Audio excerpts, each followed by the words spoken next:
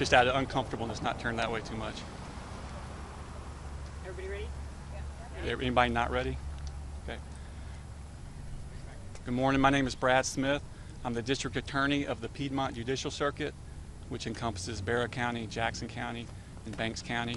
This is Patricia Brooks. She's my Chief Assistant District Attorney. We will be handling this case of Colt Gray and Colin Gray. You just had the first appearance hearing, which is standard for people when they're charged with crimes here in Georgia. I am bound by ethics or constrained by ethics not to talk about the facts of the case, but I wanted to answer any questions you may have about the process or the charges. The next step in the process will be grand jury. The grand jury has already been in panel and been hearing cases. Their next scheduled meeting is going to be October 17th. That is closed to the public, so you will not be able to see that. After that, he will have a scheduled arraignment. I don't have a date for that yet. And then we'll start the trial process at that point. There will be additional charges on Colt Gray.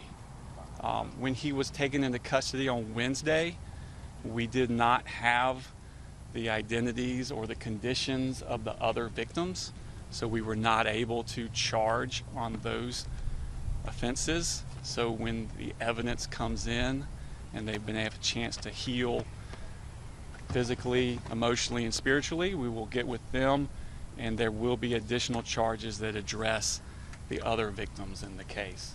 I do not know if there will be charges on Colin Gray. There may be, depending on how the investigation comes forward. But you can anticipate there will be new charges on Colt Gray because we never addressed the other victims in the school. There will be, when those charges come out, another first appearance hearing. Because of that, I would rather not have the charges come out piecemeal. We will probably wait until the investigation is complete and then do it one time. And I do not know when that will be. Many people have been helping with this investigation. I want to thank the Banks County Sheriff's Office. I want to thank the Georgia Bureau of Investigation, the Barrow County school system, and I can't tell you how many people I've met from across the state, from every jurisdiction, that have poured out here to help us deal with what's happening in the tragedy in our county. I want to especially thank Governor Kemp for his resources. He's long been a friend of Barrow County, and I know his heart grieves, and thank him for his services. Do you have any questions? Again, I am bound by ethics not to talk about the facts of the case. Yes, ma'am. How unprecedented is it to charge a parent in connection to a shooting? My understanding is this is the second time in the United States and the first time in Georgia. And do you think that we're going to continue to see this trend of holding parents accountable? I would hope that prosecutors would use every arsenal or every tool in their arsenal to hold people accountable for crimes that they commit. Can you tell us anything about his mother?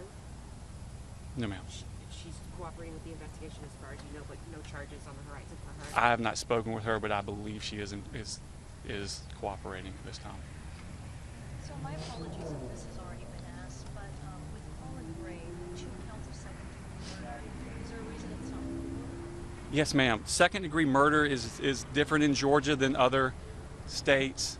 It's a rather new charge, and it is specifically geared towards cruelty to children in the second degree. If you commit cruelty to children in the second degree that causes a death, that is second-degree murder. And so the 2 children that were killed would be the second-degree murder. It would not apply to the adult decedents. I'm sorry, I missed the beginning. You said there'll be additional charges for Colt, but no for Colin. I know there will be additional charges for Colt because we never addressed the other victims. Correct. There may be, I cannot say, for Colin until we get the investigation completed. Sir, just behind you today during the court hearing was a whole line of victims' families. They were quite emotional during some of your presentation. Did you feel the weight and gravity of their emotions today as you were in court? Absolutely, not just the victims here, but every victim. And you don't have to have been physically injured in this to be a victim. Everyone in this community is a victim. Every child in that school was a victim.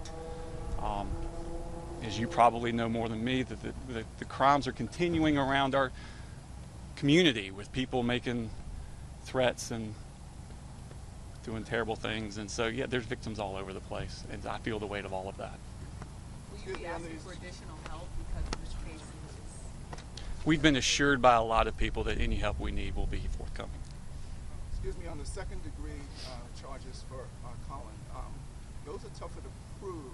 Is that in reference to the gun being given to the kid as a Christmas gift? Is that what you're basing that on? Cruelty?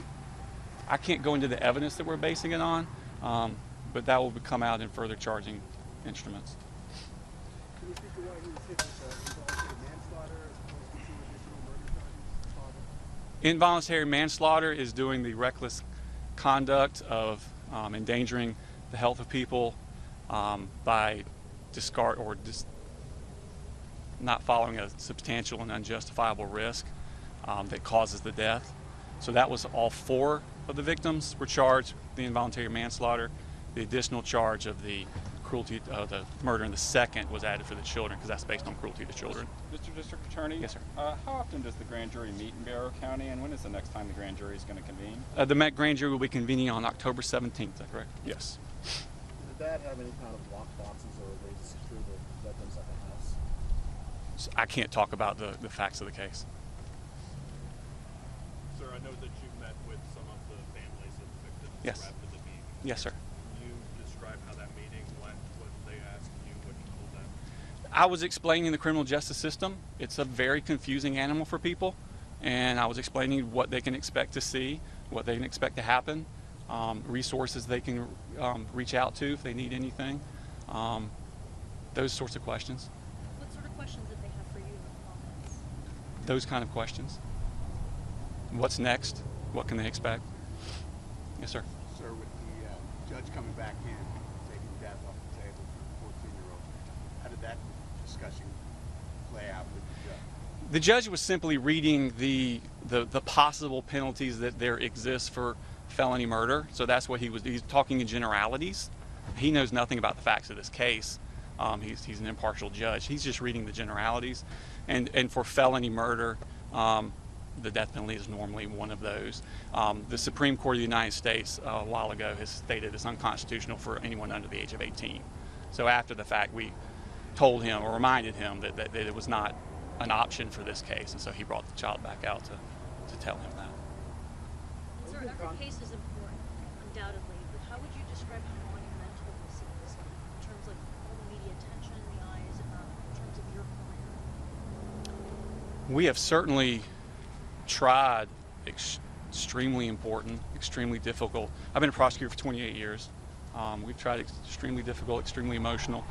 I would say the scope is the largest. This is the attack on an entire community.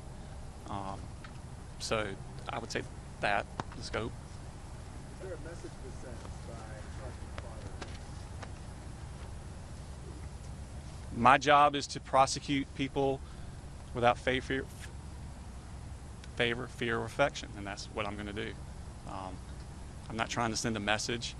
I'm just trying to use the tools in my arsenal to prosecute people for the crimes they commit.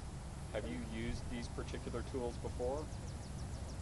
Have you charged Have you charged one of these second-degree murders off of cruelty to children before? No, I don't believe I have. Have you been contacted by any political figures above the governor, like senators or presidential candidates, anything like that? I have not been contacted directly by anyone. No.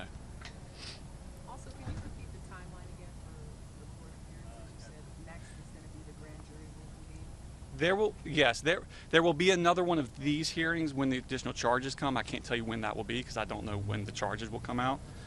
The next date I know of is October 17th, which will be grand jury. And then the arraignment is December 4th. No, ma'am, the arraignment hasn't been set yet. The December 4th date was a preliminary hearing date that the judge set, and that may change. Did you look to the Ethan Crumbley case in Michigan for guidance on how to approach your case? No, ma'am. We use Georgia law and the facts we have in our case. Any other questions? Thank you for your time. Any family members, once they found out that death wasn't on the table, especially those that don't really know the law, did they express any type of emotion regarding that? Nothing was spoken to the family about it, and they've never spoken to us about it. Any other questions? Thank y'all. Thank you, sir. Appreciate it.